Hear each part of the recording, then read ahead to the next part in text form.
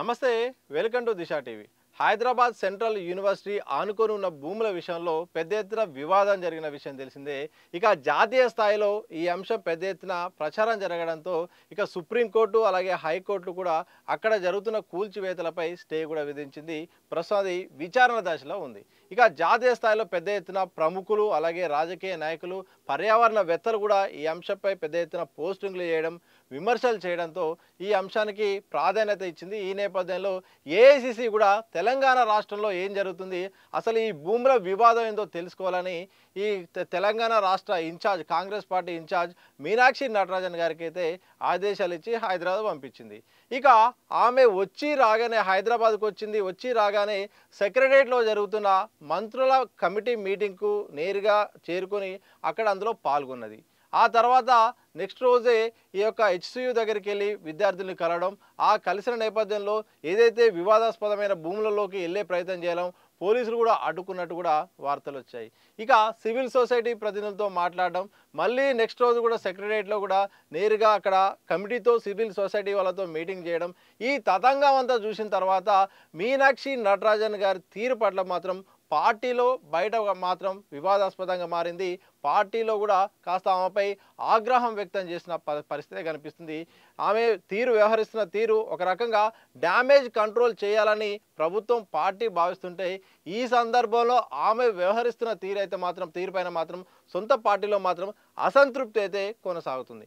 ఇటు బీజేపీ కూడా హస్తం ఇచ్చినట్టుగా కనిపిస్తుంది. ఎందుకంటే ఆమె ఒక పార్టీ సంబంధించిన వ్యక్తి కావడం, అలాగే తెలంగాణ పార్టీ ఇన్ఛార్జ్ హోదాలో ఉండి ప్రభుత్వ కార్యాలయమైన సచివాలయంలో పాల్గొనడం, మంత్రులతో సమావేశం కావడం వెనుక కూడా ఎలా కలుస్తారు, ఒక పార్టీ సంబంధించిన ఇన్ఛార్జు ప్రభుత్వంలో ఎట్లా పాల్గొంటారు, ప్రభుత్వ నిర్ణయాలు ఆమె ఎలా శాసిస్తారు, ఏ అధికారంతో ఆమె అక్కడ కూర్చున్నది, అసలు ప్రభుత్వం నడుస్తుందా లేకపోతే కాంగ్రెస్ పార్టీ నడిపిస్తుందా లేకపోతే ఇన్ఛార్జ్ నడిపిస్తుందా అని కూడా ఇటు బీజేపీ నేతలు వరుసగా విమర్శలు చేస్తున్నారు. బండి సంజయ్ లాంటి వారైతే ఏకంగా ఎలా అక్కడ కూర్చుంటారు, ఎలా ఇక్కడికి వెళ్తారని కూడా ఎంపీ రఘునందన్ రావు గారు కూడా వ్యాఖ్యానించిన సందర్భం కనిపిస్తుంది. ఇలా సొంత పార్టీలోను ఇటు ప్రతిపక్షంలోను బయట నెటిజన్లకు అలాగే ఇటు రాజకీయ విశ్లేషకులు కూడా ఈ యొక్క అంశాన్ని ప్రస్తావిస్తున్నారు. ఎందుకంటే పార్టీ సంబంధించిన అంశం అయితే ఇంటర్నల్ వేదికలు చాలా ఉంటాయి. గాంధీ భవన్ ఉంది, గాంధీ భవన్కు సీఎంతో పాటు మంత్రులను పిలిపించుకొని మాట్లాడవచ్చు. ఆమె గెస్ట్ హౌస్లో ఉంటే గెస్ట్ హౌస్లో కూడా పిలిపించుకొని మాట్లాడవచ్చు.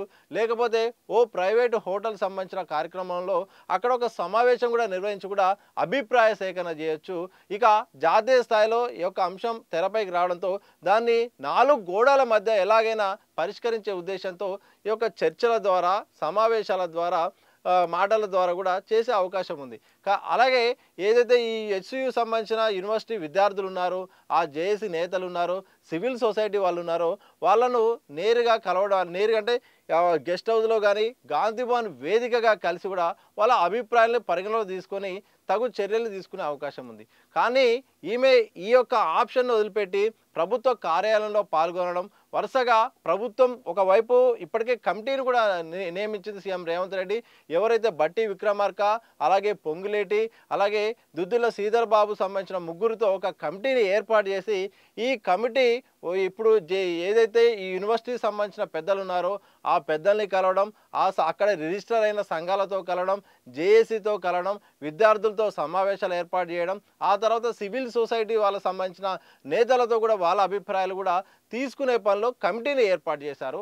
ఒకవైపు కమిటీ తమ పని తాము చేసుకుంటుంటే నేరుగా మీనాక్షి నటరాజన్ ఇన్వాల్వ్ కావడం, ఇలా ఇన్వాల్వ్ అయ్యి కూడా ప్రభుత్వ తీరును అలాగే పార్టీ తీరు విషయంలో ఆమె వ్యవహరిస్తున్న తీరు కూడా ఒక రకంగా పార్టీకి ప్రభుత్వానికి నష్టం చేసేలాగా ఆమె చర్యలు ఉన్నాయి.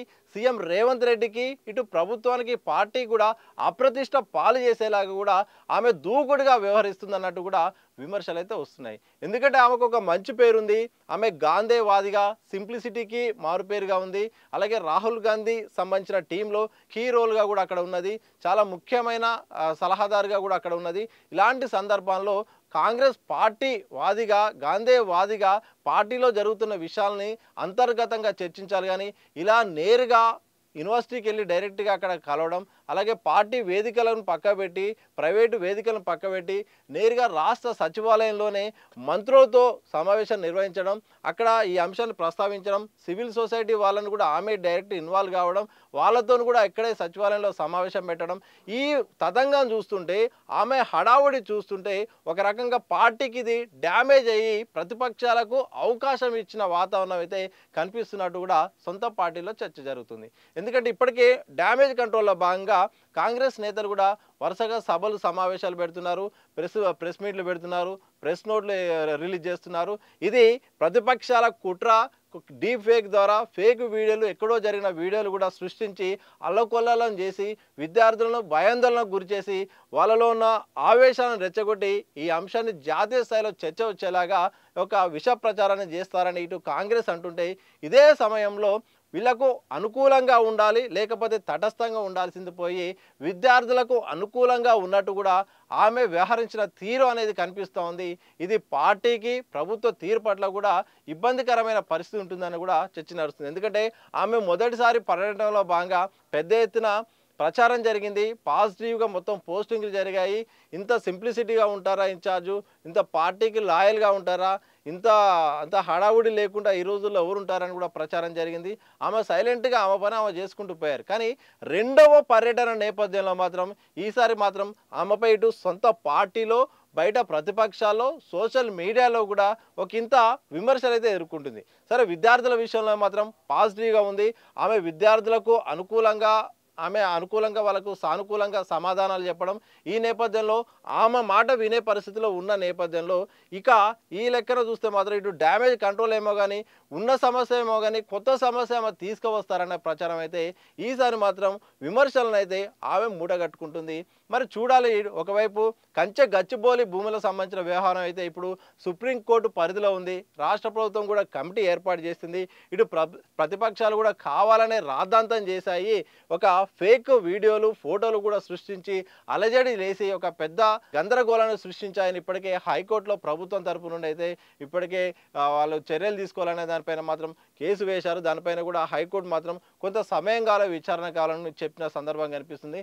ఇలాంటి నేపథ్యంలో ఇటు పార్టీని, ప్రభుత్వాన్ని గాడిన పెట్టే క్రమంలో ఏఐసిసి నుండి ఇక్కడ జరుగుతున్న వ్యవహారాన్ని రిపోర్టు కోసం వచ్చిన ఆమె నేరుగా రంగంలోకి దిగి ఒకవైపు ప్రభుత్వం ఉండగా, ప్రజలతో ఎన్నికైన ప్రభుత్వం ఉండగా ఎలాంటి ఆమెకు ప్రోటోకాల్ లేకుండా ఇటు ప్రభుత్వ కార్యాలయంలో ఎలా ఆమె డైరెక్ట్ ఇన్వాల్వ్ అవుతారు, అలాగే ఫీల్డ్ విజిట్ కూడా డైరెక్ట్గా ఎలాగ చేస్తారు, ఈమె విజిట్ వల్ల, ఈమె చేస్తున్న కార్యక్రమాలు, చర్యల వల్ల, ఈమె ఇస్తున్న హామీల వల్ల, వ్యవహార తీరు వల్ల మాత్రం పార్టీకి సందర్భంలో కాస్త అనుకూలంగా కాకుండా వ్యతిరేకంగా జరిగి ఇటు సొంత పార్టీ పైన, ఇటు ప్రభుత్వ తీరు పైన మాత్రం విమర్శలు వచ్చేలాగా ఇక్కడ వీళ్ళకు పరిపాలన అనేది వీళ్ళ చేతులు లేదు, వీళ్ళకి చేత కాదు, నేనే చేస్తాను అన్న తీరులో ఆమె తీరు ఉందన్నట్టుగా కూడా బయట ప్రచారం జరుగుతోంది. ఇక బీజేపీ పార్టీ కూడా ఒక రకంగా ఊతం ఇచ్చినట్టయింది.